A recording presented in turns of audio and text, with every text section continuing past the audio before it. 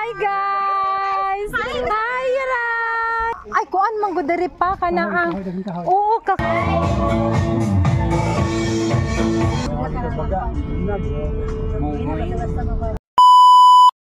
Hi mga langga! For today's video, ayan, samahan niyo muna ako mga langga at pupunta muna tayo sa Agusan del Sur, Talacogon, Del Monte.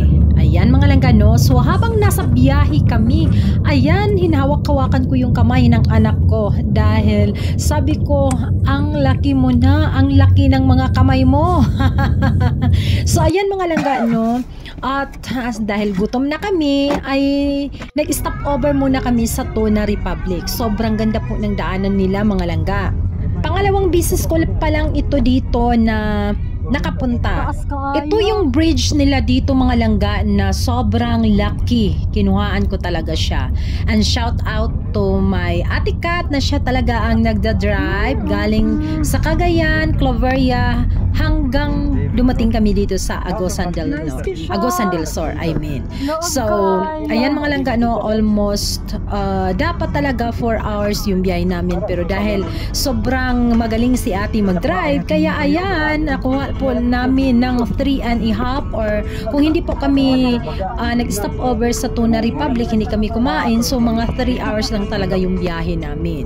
So, ganyan mga langga no. Ang ganda ng bridge nila dito. Ito po yung sobrang taas po mga langga at saka yung malawak yung tubig. Grabe mga langga yung biyahe namin dito at dahil nagugutom na kami, bumili muna si Ate Kat ng pasalubong dito sa marketplace dito sa Bayugan City. So ayan, nakakita po kami ng mga buko dito mga langga no. At saka nagbili din kami ng pizza dahil nagpapabili po yung si Raika na pupuntahan po namin dito sa Agusan del Sur na anak po ni Inko. So bakit po ba kami pupunta dito sa Agusan del Sur? Agusan del Sur dahil 40th anniversary po ni Inko mga balangga. So ayan na yung mga anakis namin, si Top at si Kuya Jibin. Ayan, kumakain na sila, nagugutom na talaga sila. So habang nagmamarites sila, hindi ko maintindihan kung ano yung mga pinag-uusapan nila. Ayan, kumakain po sila ng french fries at saka buko. So ayan mga langga no, sa tagal-tagal pa naman ng biyahe, magugutom ka talaga. Dahil hindi ko alam kung bakit magugutom talaga tayo pag nasa biyahe tayo mga langga. So si Ate Kat, yan siya, sound trip yan siya at saka kasama si Papa. Dahil sila mama na una na sila. So after 3 hours and a half guys, dumating na tayo. So ito po yung anong tawag dito, opisina ni Inko. Nung nabuhay pa si Inko, no, dito talaga siya. Ito po yung Department of Agriculture dito sa Agusan del Sur mga palangga. So dito po kami nagpa-parking dahil safety po dito mga langga no. So ayan na yung mga convoy namin, nasa likuran po sila, excited yan sila dahil binilihan sila ni ate ng pagkain. So mga langga, ayan po ang ganda ng ni Inko dito, no, opisina nila dito sa Department of Agriculture. Dahil si Inko ay isa po siya na researcher dito sa mga crop. Siya po ang nagmamanage dito sa lahat ng mga agriculture. Kung hindi ako nagkamali, siya po lahat ang dito guys. Siya ang kumbaga nag-manage lahat ng mga halimbawa sa mga mais, mga ganun.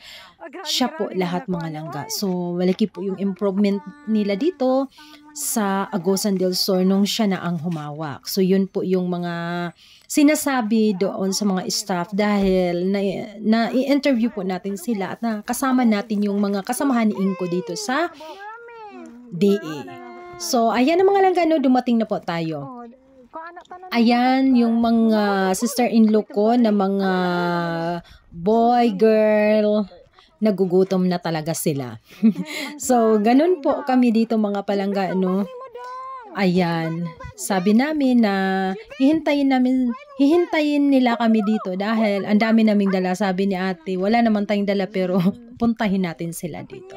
So ayan sila mga langga, no, habang hindi pa kami umaalis, kumakain muna kami. Dahil dito po kami magpa-parking mga langga. So mga 5 minutes lang siguro ang lalakarin namin papunta doon sa bahay nila Inko. So ayan, shout out to my amiga Ken Ken. So actually si Inko ay isa sa brother-in-law ko na bago lang nawala. So, ayan guys, dahil sa mga aksidente, hindi po natin ma-aksidente talaga tayo. So, kaya ayan, binidihan ko talaga kasi nga dito, namimiss talaga nila si Inko. Ito, ayan ang mga langga, no? So, maglalakad na po kami. Dahil hindi pwede makapasok dito ang sasakyan kasi nga, maliit lang po yung daanan mga langga. So, nilakad lang po namin dito. So, habang nagchichika-chika kami, nakakatuwa naman si Papa. Ay, kuan man gudere pa ka na ang. Oo, kakahuyan. Kakahuyan mao nga kuan siya. Maraming mga puno dito mga langga na mga malalaki. Kaya ayan, fresh na fresh po kahit na mainit mga langga. Pero ramdam mo talaga yung ano niya, yung hangin talaga niya mga langga, no? Kasi nga green na green pa talaga siya. So ayan mga langga, malapit na po tayo dumating. Sobrang layo ng biyahe natin dito. Akala ko talaga mga langga ay 30 minutes yung lakad namin dito. Malapit lang pala. So, nakakatuwa kasi ngayon iba pala ang naririnig ko. Ayan, kami naglalakad papunta kinain ko. So, malapit na, ayan na, dito pala nakagarahe sila mama. Kasama yun sila Uncle Ide, ayan, na nagdadrive sa kanila. Shout out po sa mga tao dyan mga langga, no? So naghihintay po sila dito. Ayan, nakasakay po sila Raika dyan sa sasakyan. Hi! So ayan, papasok na po tayo. Nakakamiss kasi nga pag nakapunta kami dito, no, si Inko talaga nandito. At saka talaga siya, mag-entertain talaga yan siya. Bibili siya ng yung mga pagkain namin. Tapos ayan, magre-rent pa yan siya ng anong tawag dito? Video key para lang kami ay masaya pagpupunta kami dito sa kanila, no? So, hinahanap po dito si Mama saan? Si Ate Ami. At saka, tulong-tulong sila sa pagluluto. Pagdating namin, ang dami nilang niluluto dito, no?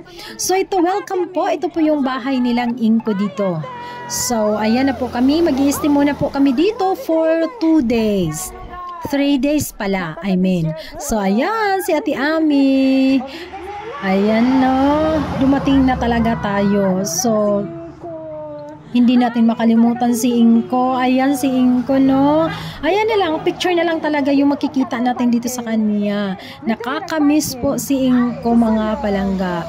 Ito po yung 40 days niya sa nung namatay siya mga langga. So, nakakamiss yan talaga ang buhay, no? So, kailangan mag-iingat at mag-iingat talaga tayo. So, dala-dala ni Chang Chang yung reward ng kanyang anak. At tradisyon din nating mga Pinoy, mga palangga na pag talaga may before 40 days talaga, magdadasal talaga. So, ayan na po yung mga shout out po kina nanay na sila pa talaga ang dito. Nag-lead dito ng prayer. Bang nasa biyahe kami, ayan, yung kamay ng anak ko hinahawak-hawakan ko kasi nga nakakaloka mga langga sa ilang taon. 2 years ngayon, tingnan mo naman ang taas-taas na ng kamay ng anak ko. Nakakamiss mga langga itong ganitong mga banding ba na hindi mo mararanasan sa ibang bansa, mararanasan mo iba ang alaga mo.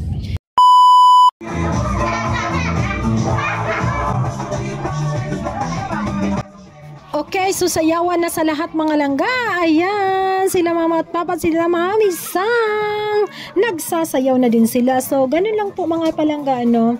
Abang kagigising lang si mama, bira talaga yan siya. Ganyan talaga siya, no? Hindi talaga yan siya nahihiya kasama si papa. Inventaryo guys. Visit kami ni Inko.